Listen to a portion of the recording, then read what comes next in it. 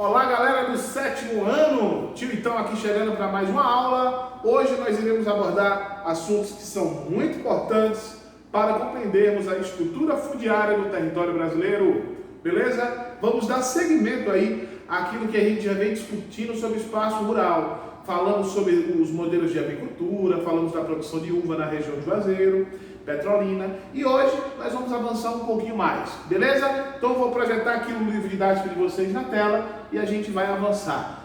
Hoje, em 2 aulas, eu acredito, se der esse vídeo, a gente já finaliza então este capítulo, beleza? Vem com o Tio Itão e vamos jogar duro. Um abraço!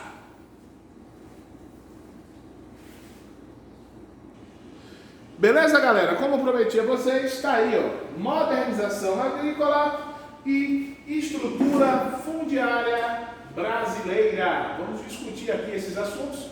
Vou dar um zoom para ficar mais legal.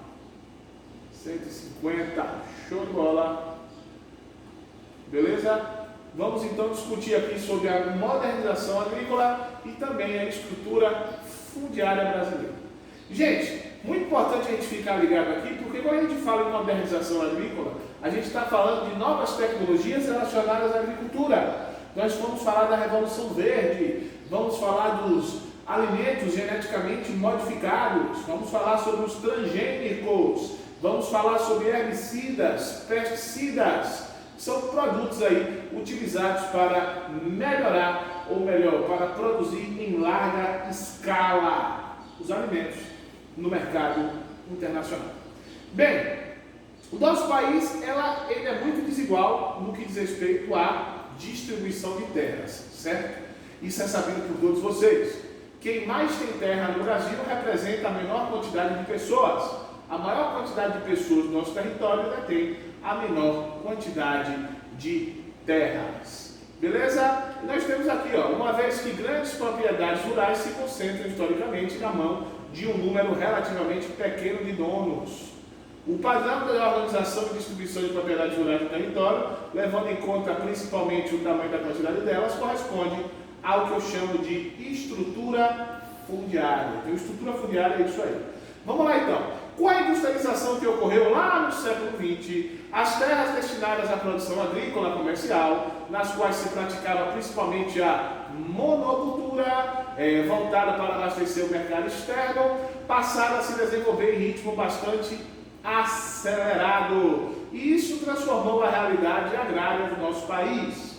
Nós temos também as propriedades rurais familiares. Muitas vezes tornaram-se pouco rentáveis, pois, como os grandes produtores têm acesso às melhores tecnologias e podiam produzir em larga escala e ter um custo de produção mais barato, ficou inviável então os pequenos produtores conseguirem concorrer com esses produtores que tinham mais tecnologia. Resultado, eles acabaram vendendo suas terras. E a gente vai ter aí na história um grande fluxo de migração, gente saindo do Nordeste, galera comprando muitas terras, concentrando na mão de poucas pessoas. Vai surgir aí os grileiros, os poceiros, enfim, vai ser uma movimentação muito intensa. Aqui eu tenho um quadro de cano de portinari, muito importante, certo? Que mostra justamente aí os retirantes, é o nome da tela, fala justamente sobre isso, ó, família saindo, seca e por aí vai. Beleza? Bem, então o nosso país ele tem essa contradição muito forte. A gente tem pequenos produtores que, como não tinha muita tecnologia, não tinha como competir com os grandes produtores, e o resultado desse processo é que eles acabam sendo engolidos pelos grandes produtores e eles venderam as suas terras. Vamos lá! A falta de planejamento do governo, a crise econômica que ocorreu aí na década de 80 e parte de 90, dificultaram a aceleração da produção e a criação de postos de trabalho no campo, reduzindo o número de fazendas, roças, estabelecimentos. Dessa forma, o êxodo rural, que é a saída do homem da cidade do campo, está associada ao crescimento acelerado das cidades e à incapacidade de elas absorverem tamanha mão de obra. Beleza? Em relação ao tamanho das propriedades, é possível classificá-las como minifúndio ou latifúndio. O próprio nome aqui já nos dá uma ideia interessante. Minifúndio, pequena terra. latifúndio, grande terra. Beleza? Com base nas dimensões, no tamanho delas. Os minifúndios podem ter tamanhos diferenciados, de acordo com a região ou estado, mas, simplificadamente, trata-se de propriedades rurais com até 10 hectares. Então, galera, se uma propriedade rural tiver 10 hectares, a gente chama ela de minifúndio. Se ela for maior do que isso, né, os latifúndios, por exemplo, eles vão ter que ter mais de 1.000 hectares. Beleza? É importante ainda conhecer as definições de agricultura familiar. E aí você tem que se ligar nisso aqui. A agricultura familiar é justamente aquele tipo de agricultura em que a galera vai trabalhar seguindo o pensamento dos módulos fiscais. Ou então, o que é um módulo fiscal? Um módulo fiscal, gente, é um pedaço de terra. Vou até aparecer aqui no vídeo para facilitar a explicação. O módulo fiscal, ele é um pedaço de terra que é suficiente para que uma família possa produzir, se sustentar e vender um pouco daquele excedente nas feiras. Preste atenção. Esse módulo fiscal, ele não é um tamanho único no Brasil todo. Ele vai variar de acordo com a região. Um módulo fiscal na Bahia, o tamanho dela é diferente de um módulo fiscal, por exemplo, no Amazonas, em São Paulo. Beleza? Por que então? Porque o módulo fiscal é uma área específica que dá condições para que uma família possa produzir e se sustentar nesse processo. Então, o conceito de agricultura familiar permeia essa ideia de módulo fiscal. Né? A agricultura familiar é aquele tipo de agricultura em que o produtor vai produzir com o intuito de se sustentar. Beleza? Ele não vai produzir com o intuito de ficar rico.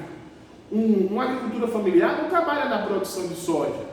A agricultura familiar, galera, trabalha na produção de milho, um pouco de milho, né, para vender na feira, feijão, alface, coentros, cebolinha, tomate, pode ser. Isso é agricultura familiar. A Feira de Rui Barbosa é cheia de agricultores familiares. Você passa lá, você encontra banana que é plantada aqui na Serra do Orobó, você encontra o hortifruti, enfim, você tem vários tipos de alimentos que são produzidos pela agricultura familiar, que por sinal é essa agricultura que alimenta o Brasil. E já de antemão eu digo a vocês que a agricultura familiar representa a menor quantidade de terra em nosso território e é também a que emprega a maior quantidade de pessoas. Sacou? Por isso que é contraditório. Enquanto a outra agricultura ocupa uma área muito grande, ela emprega menor quantidade de pessoas. Já a agricultura familiar ocupa uma área pequena e emprega maior quantidade de pessoas. A gente vai ver isso com os gráficos que estão presentes aqui mesmo no módulo de vocês. Então se liga, o módulo fiscal ele vai variar de região para região. E a agricultura familiar está relacionada a essa ideia de módulo fiscal, que é o suficiente para o sustento de uma família. Beleza? Vamos lá. Então, ainda com esse raciocínio que eu acabei de explicar para vocês, né? São os dados aí trazidos pelo IBGE, a gente tem aí, ó, variando de acordo com a região. Olha o gráfico que eu falei para vocês. Ó. Esse gráfico colorido aqui representa o estabelecimento familiar. Esse gráfico que está em preto e branco, o que não é familiar. O que não é familiar é do agronegócio. É a produção de soja, é a produção de etanol, que é a cana-de-açúcar, é a produção de milho para exportação, beleza? Tudo isso aí é agricultura não familiar. Vamos lá então. No ano de 2006, só para você ter noção, 2006, ó, 74% dos trabalhadores do setor rural trabalhavam na agricultura familiar e apenas 25% das pessoas dessa região do setor rural trabalhava na agricultura não familiar. Portanto, a agricultura familiar emprega mais que a agricultura não familiar. Vamos lá. Área ocupada. Isso aqui é que é interessante. Ó, essa agricultura familiar que emprega a maior quantidade de pessoas representa somente 24% das terras brasileiras reservadas à agricultura. Está vendo a contradição? Emprega a maior quantidade de pessoas e ocupa a menor área. Já essa aqui, que emprega somente 25,6% da população, que trabalha no setor rural, ela representa 76% das terras do Brasil. Esses dois gráficos aqui são muito fortes, né? Ou seja, emprega pouca pessoa e ocupa mais terras. Emprega muita pessoa, familiar, e ocupa menos terras. E já para você ter noção como é desigual a estrutura fundiária do Brasil, observe esse último gráfico aqui. Esse último gráfico, ele mostra, ó, todinho aqui, ó, ele está mostrando para a gente o seguinte: total de estabelecimentos. Se liga. A agricultura familiar representa 84% dos estabelecimentos. O que é estabelecimento, então? Vamos dizer assim, das roças. 84% das roças do Brasil são de agricultura familiar. E apenas 15% são de agricultura não familiar. O que eu estou querendo dizer para vocês? É que a agricultura familiar, ela tem em maior quantidade, porém ocupa menor quantidade de terra. Já a agricultura não familiar, ela representa somente 15% das fazendas do Brasil. E esses 15% representa 76% das terras brasileiras. Estou sendo claro para vocês? Ou seja, a agricultura familiar tem, olha as características: ocupa maior mão de obra, menor área dentro do nosso território e representa a maior quantidade de fazendas. Já a não familiar emprega poucas pessoas, ocupa maior área do nosso território e é em pequena quantidade comparado com os estabelecimentos não familiares. Beleza? Basicamente isso. Então, o que a agricultura familiar cultiva? Ela cultiva alimentos que são consumidos no nosso dia a dia. Por exemplo, olha só, 86% do aipim, mandioca que a gente usa, vai fazer beiju, farinha de mandioca, bota no feijão, é produzido pela agricultura familiar. 70% do feijão, agricultura familiar. 46% do milho vem da agricultura familiar. 38% do café, 33% do arroz, 21% de trigo e 14% de soja. Portanto, a agricultura familiar é ela que coloca o alimento na mesa dos brasileiros.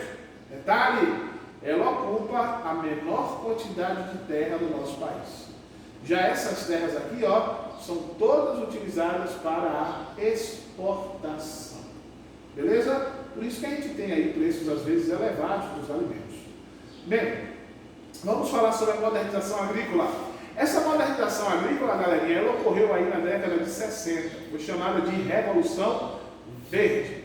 A gente vai ter uma mudança muito grande aí. A gente vai tirar um animal, né? Por exemplo, parar a terra, usar o boi, e vai utilizar então agora máquinas, vai utilizar venenos. Ela ocorreu aí depois da Segunda Guerra Mundial. Eu chamo isso de Revolução Verde. A modernização agrícola está relacionada à utilização de equipamentos, tratores, venenos, herbicidas, pesticidas, adubo químico, tudo isso para aumentar a produção. Beleza? Bem, agricultura e saúde, produtos geneticamente modificados. Vocês vão ver aqui o que são esses produtos e vão dar uma estudada. Vamos ler aqui essa parte, conexões. Qualquer dúvida pode contar comigo aí no módulo de vocês, ou melhor, no grupo do WhatsApp. Beleza? Aqui eu tenho uma produção orgânica, que é mais saudável, e aqui eu tenho os alimentos geneticamente modificados. Show de bola. Vamos lá então. A reforma agrária. Bem, então vocês já viram aí que dentro do nosso território nós temos uma desigualdade muito forte em relação à quantidade de terras. Verdade. Quem mais terra tem no nosso país é quem menos emprega, quem menos gera emprego, cria emprego para a população brasileira. Foi em cima disso que vários movimentos sociais vão existir para tentar diminuir essa desigualdade de terras. Isso eu chamo de reforma agrária. Reforma agrária é você tentar então diminuir essa distorção que existe entre muita terra na mão de poucas pessoas. Vamos ver o que o livro diz para a gente. A reforma agrária é um conjunto de medidas que visa redistribuir as terras, alterando a estrutura fundiária de um local, no intuito de promover a produtividade e a igualdade social. Para isso, o governo desapropria áreas rurais que não estão cumprindo a função social da terra, estabelecidas pela Constituição de 1988, na qual se declara que uma área é improdutiva quando não utiliza os recursos de forma considerada responsável com o ambiente, ou quando não respeita o direito do bem-estar social de trabalhadores e moradores. Se, de acordo com os critérios estabelecidos, uma propriedade não cumprir tal função social, ela pode ser desapropriada pelo governo. Mas calma, a pessoa que perdeu a terra, entre aspas, ela vai receber dinheiro em troca disso. Nesse caso, o dono é pago com o valor estimado das terras e das benfeitorias. Benfeitorias é o que existe de construção da terra, viu, gente? Por sua vez, essa propriedade pode ser destinada à reforma agrária, sendo dividida e distribuída entre as famílias de trabalhadores rurais. Aqui eu tenho um exemplo de uma escola, né, do Córrego Cedo, aqui, a gente tem aqui uma escola de assentamento rural, beleza? Assentamentos rurais não são formados por trabalhadores. Aqui é uma fachada de uma escola estadual no Espírito Santo. Isso aqui é um colégio do estado e aqui é de agricultura familiar, para educar as criancinhas que estão por lá. Beleza? Para tentar pressionar o governo e realizar o processo de reforma agrária, surgiram movimentos sociais de trabalhadores rurais sem terras. O objetivo deles é fazer com que os imóveis que não cumprem a função social da propriedade sejam redistribuídos. Um dos movimentos mais conhecidos no Brasil é o MST, Movimento do Sem Terra. Não é para ter medo do sem terra não, viu, gente? Sem terra não é bicho não, sem terra não rouba a terra dos outros não. Não é isso. Eles vão em busca das terras que não estão sendo produtivas. Está aqui no livro didático de vocês. Não sou eu que estou inventando isso não. Que utiliza entre suas práticas a realização de passeatas e manifestações. No entanto, algumas de suas ações causam polêmicas, como a de acampar no interior de propriedades que eles alegam não cumprir função social, sendo acusados de invadir fazendas. Na visão do movimento, as propriedades estariam sendo ocupadas legalmente e não invadidas.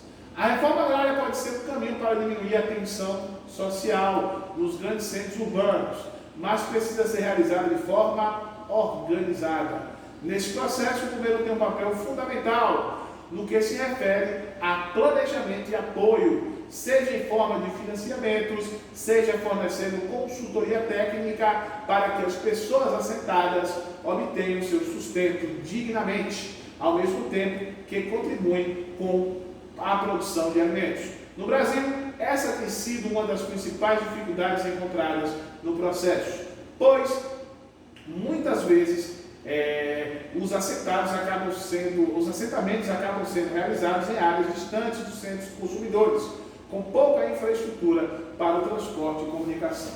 E aí, se o cara foi assentado em um lugar muito distante, como é que ele vai então vender as mercadorias? Não tem como. Então ele acaba largando a terra de novo e aí o problema não é resolvido. Beleza? Além das questões sociais mencionadas, o meio rural apresenta problemas ambientais. Entre os principais podemos citar a poluição de rios e do solo pelo uso de herbicidas, venenos, e também a erosão, né? Sem dúvida afeta muito o espaço rural. Aqui eu tenho uma imagem, o trecho do rio, aqui é um processo bem claro aqui, ó, a mata ciliar ela foi desmatada, então o rio está sendo assoreado, tá vendo aí? Show de bola. Atividade para ser feita. Bem, com isso, galerinha, a gente finaliza o nosso primeiro capítulo desse módulo. O que é que eu vou querer de vocês aqui? Resolução dessa atividade, viu?